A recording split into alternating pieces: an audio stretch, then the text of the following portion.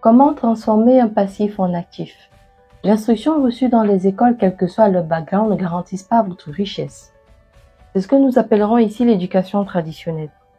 Après avoir fait des études, trouvé un emploi, il est généralement question de se construire, se marier, avoir des enfants, acheter une voiture, une maison. Il s'agit là du grand classique de notre siècle. Cependant, de tous les enseignements reçus tout au long de nos études, nous n'avons pas reçu la notion de gestion. La gestion intelligente de ce que nous disposons. Il s'agit de l'actif et du passif. Dans cette vidéo, je vais vous expliquer comment employer cette notion afin de vous rendre riche. Et en bonus, je vous expliquerai la différence entre une bonne dette et une mauvaise dette. Salut, c'est Baza, bienvenue sur ma chaîne Best Action. Ces deux notions représentent votre patrimoine. Actif-passif, revenu-dépenses, entrée-sortie. Tous ces thèmes traduisent votre situation financière et dévoilent ce que vous représentez. Communément, dans les livres de comptabilité, l'on vous définit l'actif comme étant l'ensemble de biens meubles et immeubles que vous disposez, et le passif comme étant ce que vous devez. Ne vous limitez pas à la définition primaire des livres de comptabilité qui les définit de la sorte. Vous voyez, dans la conception générale, on considère comme actif une maison, un équipement électronique, un équipement électroménager, une télévision, bref, tout ce qui à nos yeux nous rend fiers et orgueilleux, oubliant qu'avec le temps, tous ces biens auront perdu de leur valeur, à l'exception probable du terrain, car ceci dépendra aussi des mises en valeur présentes et développées autour de celui-ci au moment de son évaluation, ce qui entraînera votre appauvrissement au fil du temps. Pour ce qui est du passif, rentre en compte les dettes, les mauvaises dettes, car oui, il y en a de bonnes, les prêts à la consommation, les impôts, ainsi que les factures pour la gestion et l'entretien de vos propriétés. Alors, pour que ces deux notions vous accompagnent dans votre processus d'acquisition de richesse, vous devez les employer de cette façon. Définissons le passif ici comme tout argent qui sort de votre poche. Par exemple, pour les réparations de votre voiture, un abonnement à un magazine, ou encore l'entretien de votre maison de vacances. Tout ceci vous appauvrit car c'est de l'argent que vous dépensez. Je ne dis pas qu'il ne faut pas avoir ces choses, car ils sont tous nécessaires et utiles à notre épanouissement.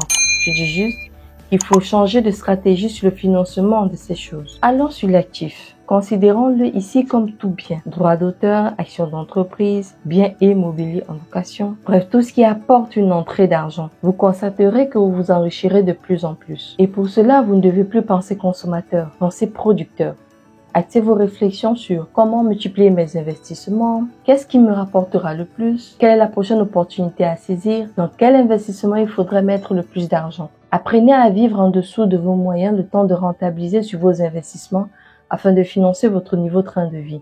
Les retombées de ces investissements, vous pourrez les utiliser pour financer votre train de vie de luxe ou encore pour les réinvestir, car en ce moment-là, votre argent sera toujours en train de se fructifier et vous ne risquerez pas de vous retrouver à la case départ ou pire, à la banqueroute. Mais avant toute chose, vous devez changer de paradigme mental, de système de pensée, car ce type de procédé vous rapportera des revenus que vous injecterez dans votre cash flow et pour bien gérer votre cash flow, vous devez être intelligent. Mais attention, il ne sert à rien de bien répondre aux questions suscitées sans avoir au préalable le QI nécessaire, celui-là qui vous permettra de contrôler votre cash flow. C'est un aspect redoutable à maîtriser pour avoir des finances en bonne santé.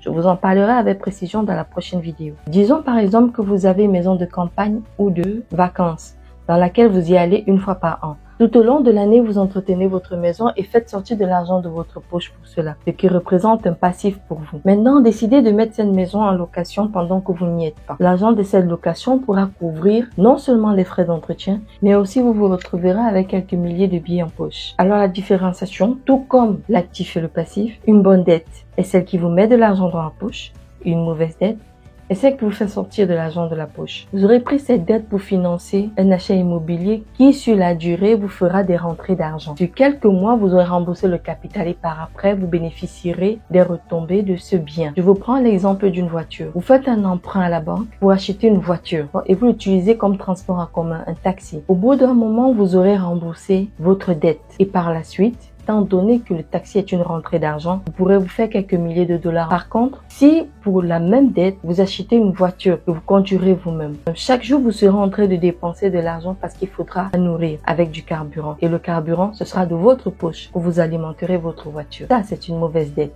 Elle ne met pas de l'argent dans votre poche, elle vous fait plutôt en sortir. Ça, c'est un système d'appauvrissement. Pensez épargne et investissement en premier et ce qui reste, mettez-le à la consommation. Prenez des risques car dans un monde en pleine fluctuation, comme l'a dit Robert Kiyosaki, les seuls qui courent un risque sont ceux qui ne prennent aucun risque. Voici, nous sommes au thème de cette vidéo.